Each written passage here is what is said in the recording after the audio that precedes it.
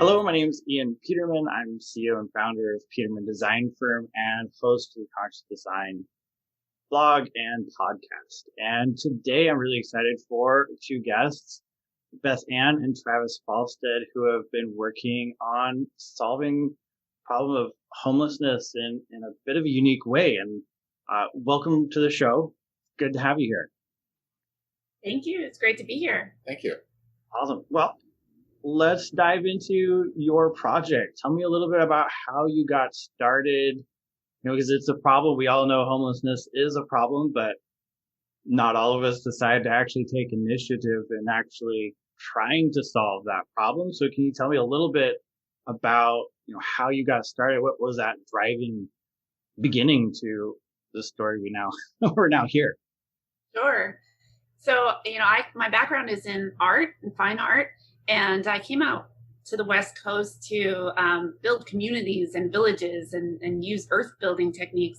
And I hooked up with people who like that kind of thing. But I eventually moved to downtown Los Angeles, and around me was this, Skid Row neighborhood. And it just really sank in deep for me where, I have access to building community, but all these people are living on the streets in a very precarious way. And so if I'm going to build community, I need to build community with the people who need it the most. And at the same time, I realized that in Skid Row, there is a strong sense of community, differently than I had living in the lofts in the neighborhood where it was a little more isolating for me. So it's kind of twofold, but I was really moved by what was happening around me, and I wanted to do what I could to make a difference. And we've talked about design process and community. This community thread is huge through every time we've talked. This is like the major thread. So tell me a little bit about your design process and how you're able to, because usually it's right. The house that I live in was designed by some architect I've never met, I've never known, will never talk to, probably never know who it is, right? So how do you go through that process and bring in this community element? Sure. So the way that I started it was I went and introduced myself at a permanent supportive housing building that was just a block away from where we lived. And I said, I'm an artist and I'm interested to build things that look like this. And I showed them pictures of, adobe structures and earth bag buildings. And they said, great, that sounds great. We'd love to build things with you. And then we started meeting once a week. And the process was very much about getting to know each other and sharing stories. So we use a talking circle every time we meet. And we have a lot of fun, but we also share our ideas about what we would want to see in a village and in a community that supports people based on their own experiences of living on the street and what was working for them, what wasn't, what needed to be there, and what they would be inspired by, what they would love to see, rather than just, meeting their bare bones necessities, but actually making it something beautiful. So the core of the process was meeting once a week and doing things like, building with clay or Legos and drawing and whatever processes that we did to design the village in an iterative way. We did that over the course of 18 months. So that's very central to the process. And that would continue, as soon as COVID is really over and we can get back to the drawing board, that's what we'll be doing. So. Right. And with that process, you mentioned a lot of different ways like Legos and clay. How was it in terms of, because I'm assuming these people aren't architectural background, they're probably not degree designers with decades of experience. So how was that process, like educating them in it and pulling, like, do you feel like that was better? Like they didn't necessarily have as many constraints because they hadn't been an architect for 30 years and therefore this is the box I build in? Like, how was that dynamic working with, untrained designers? Yeah, exactly. It's kind of everything was an experiment. So I have friends and students that I teach at Cal Poly who are architects and engineers and landscape architects, who all kind of chipped in and volunteered with the project. And we just shared, I shared a lot of examples, but then to really make the architects and engineers to actually like create the blueprints and make sure that they're stable and all of that. So the rudimentary design, we just laid out the whole village and made sure, you know, there was enough space for everyone. And then we're going to finesse the plans. So I would add that it's interesting because it does end up with an element of kind of user-centric design with the people who would ultimately be the users of the space, taking that first design pass to then be refined by, you know, architects. So it does, So in that way, it actually seemed novel, and it mirrors the way that some kind of non-architecture products are designed. And the other thing is that you know, we laid out the measurement of a space in the room that we're sitting in, and had conversations about what they could do in that room and what they would need space wise, and to have that kind of direct feedback. You know, one member was like, "Oh no, this needs to be wider because, you know, my friend is in a wheelchair, and, you know, even though this fits, it's just, you know," she would give me that direct, like instant information that I needed to create an adequate space that you wouldn't get if you were to go back to your office and work with your team and then kind of present a plan to the group based on what they said. We were working back and forth every week to make sure that it was, you know, a plan that everyone bought into.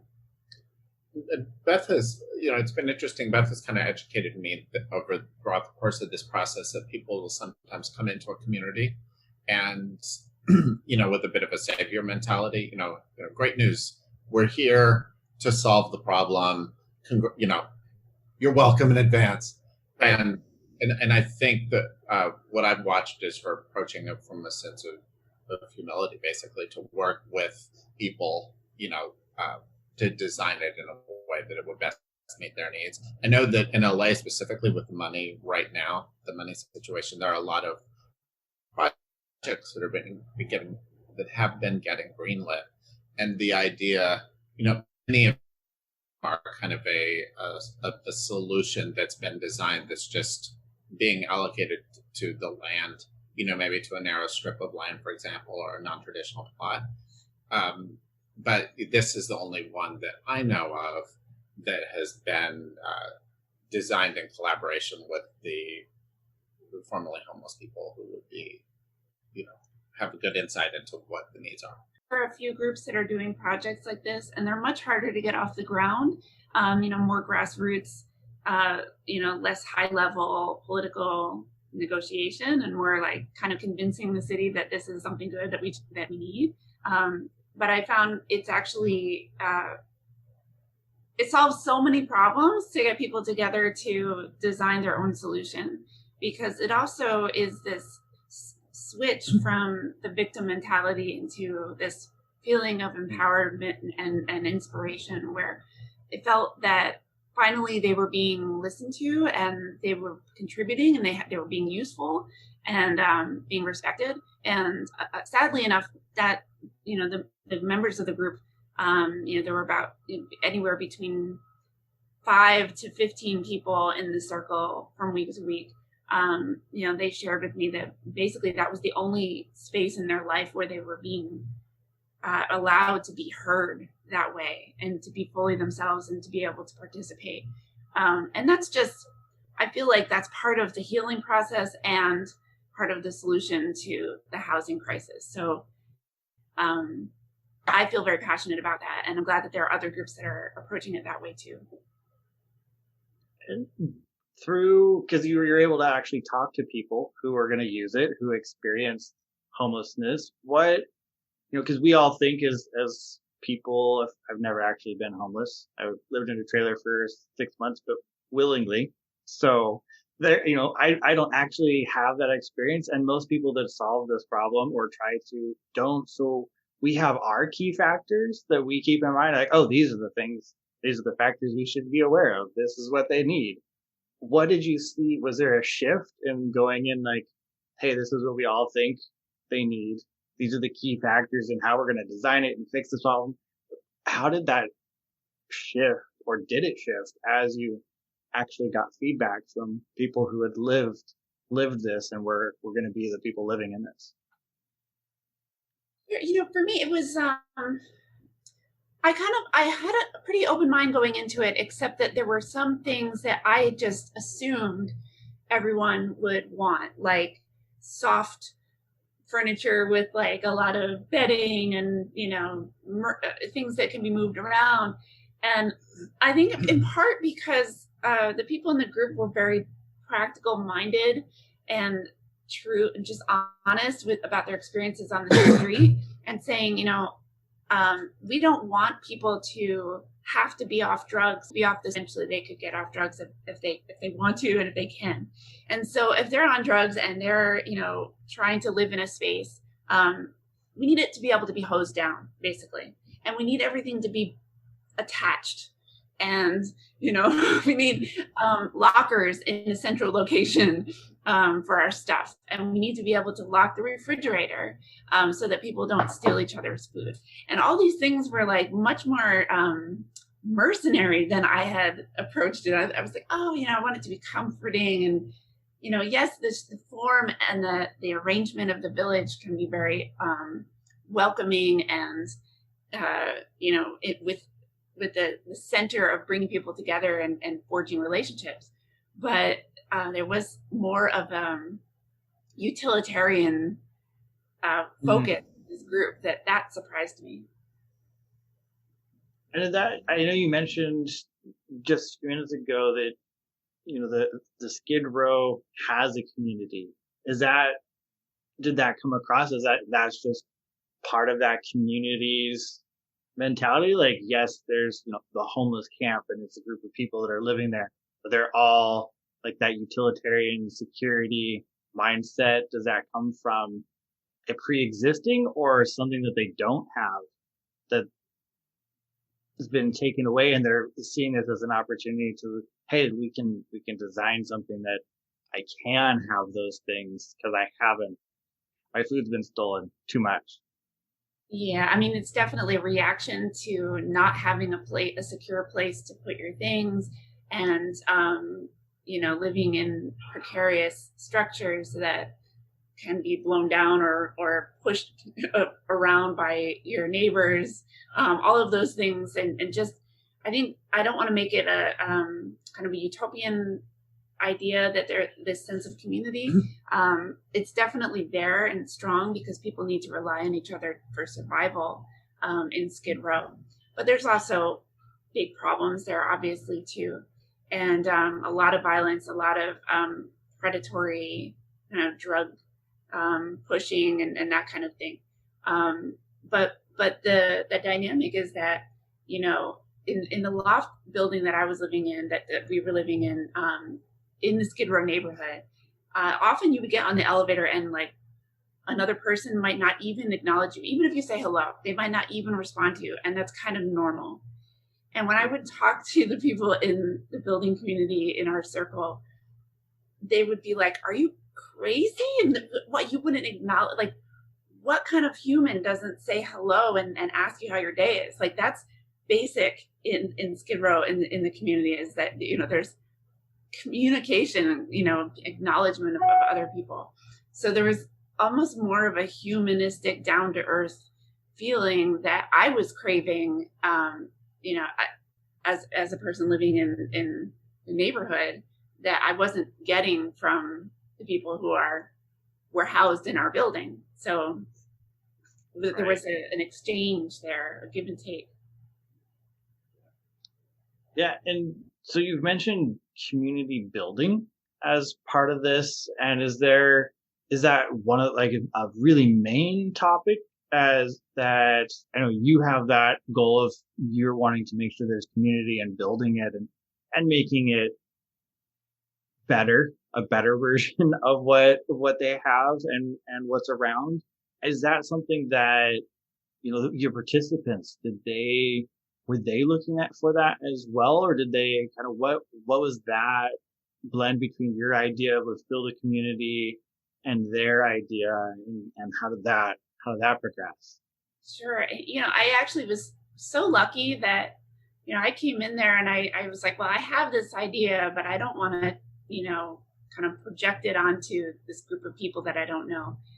And it turned out that, they also had this sense already. And there's this shared feeling that what would be really important to have to kind of bring people in off the streets to start to live again in shelters is this feeling of responsibility to each other and connection.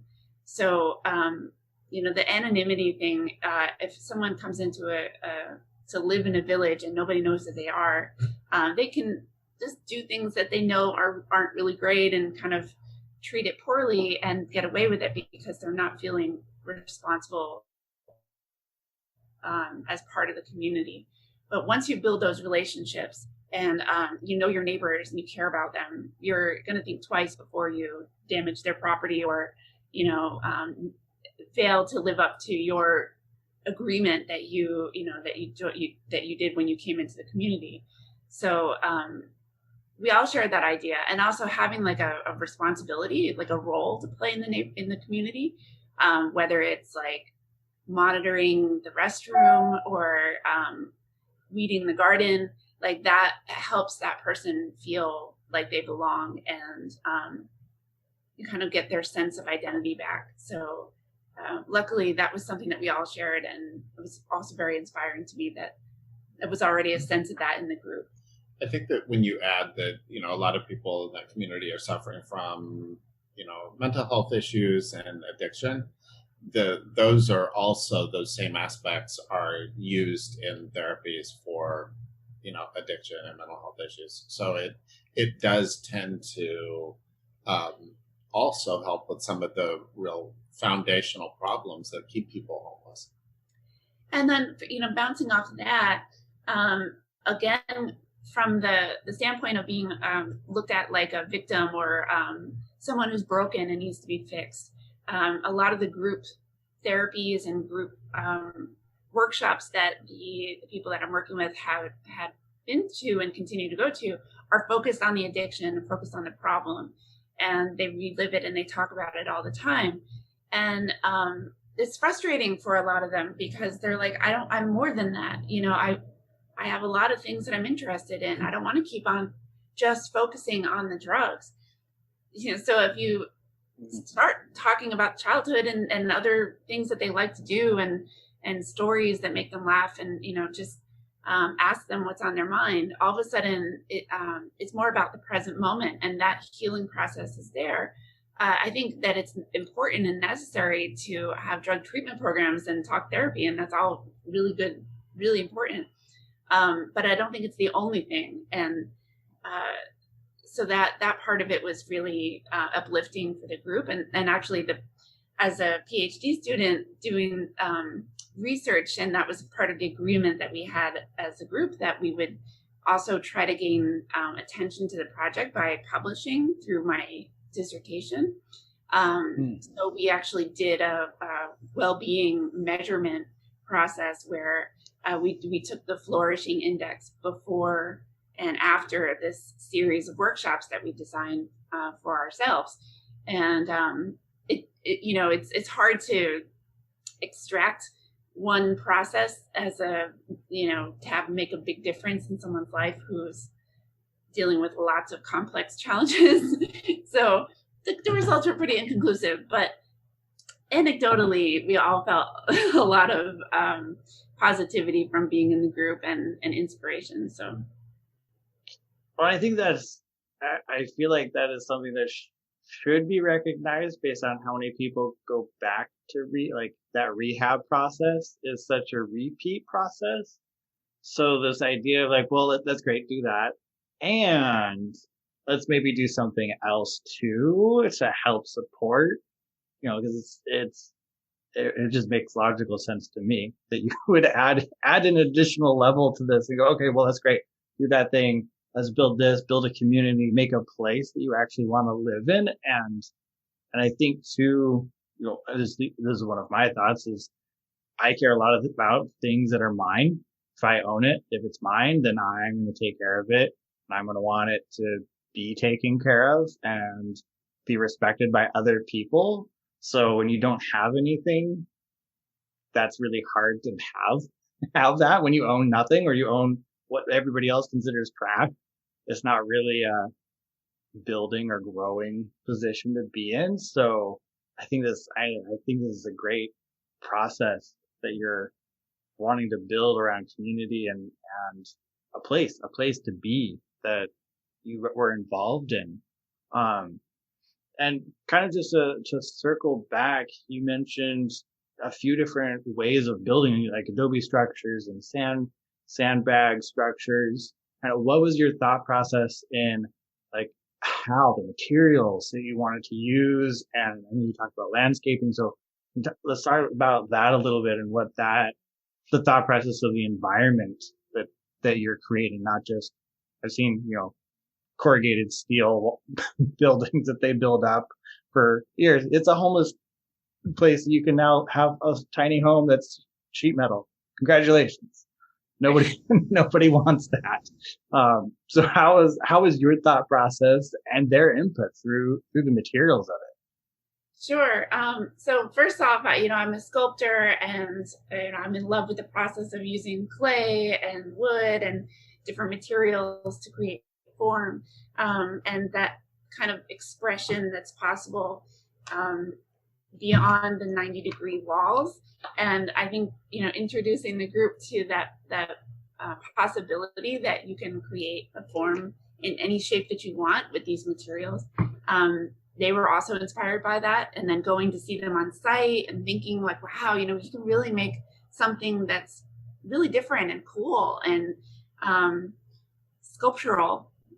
So we really wanted to play with that, but also that, the reason why there is CalEarth Institute and the Super Adobe process is that it's climate and geographically appropriate here in Southern California. So part of my kind of radical passion as an artist is to inject, glimpses of what life would look like or could look like differently from what we have in modern society. So taking a parking lot that's not used, in downtown Los Angeles between skyscrapers and, kind of the buildings that we're used to, and turning it into this bucolic rolling green village with these sculptural super adobe structures in it, it like makes you take a double take and think, wait a minute, what is that? And what? So maybe it might spark a question of like, is this the only way that we can live? Is the way that we look out at the landscape of Los Angeles and the concrete, mass of structures. This is unsustainability embodied, and I want to make a statement of this is not the only way to do it.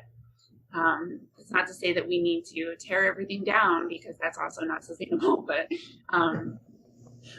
right, an idea implanted in people's heads. So I love the idea of having a random block in the city be just a giant adobe structure or something else that's just, it's like, I feel like it'd be the same thing like when you drive through old downtowns and there's like the giant church which is built a long time ago. Can't be that long because we're in the US, we're not that old, but those old structures that are just, they always catch your eye. Oh, it's brick and mortar, and it's actual brick and mortar, not a brick and mortar facade on a steel structure, right? So I feel like and people are attracted to those. Like, people go tour old churches and old buildings, and they don't go to church, but they'll go look at an old church because it's built with a different craftsmanship and a different feel that I feel like is also part of this whole community. Like, people are attracted to that. And if you can build something that is attractive to you to live in, that's even better. Like, that's a step up from probably most people that live in an apartment these days. Apartments are not known for being attractive. Exactly. Yeah, actually, I spent a little bit of time in Japan and in Tokyo.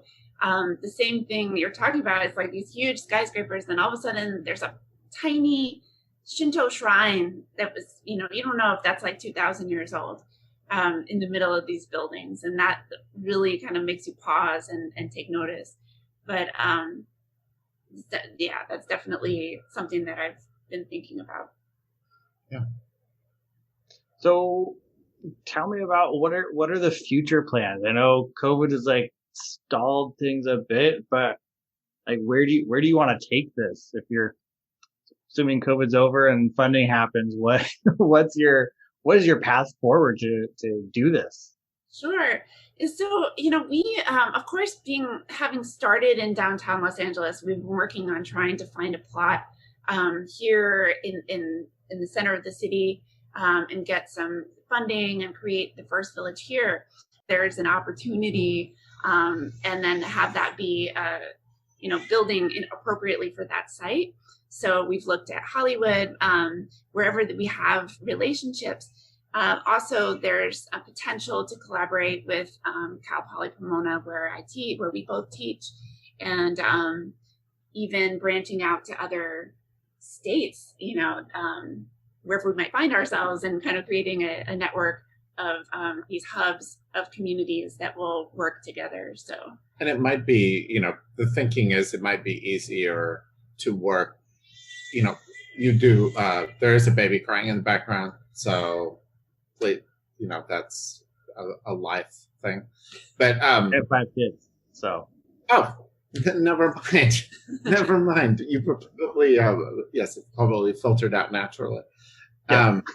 But with the idea being that there's such a microscope on the situation in Los Angeles and the value of real estate, and so and I think people are probably more risk adverse here just because of the high visibility of efforts. I know city officials don't like the idea of sometimes of experimenting with something that could then blow back as look what you did, council. Right.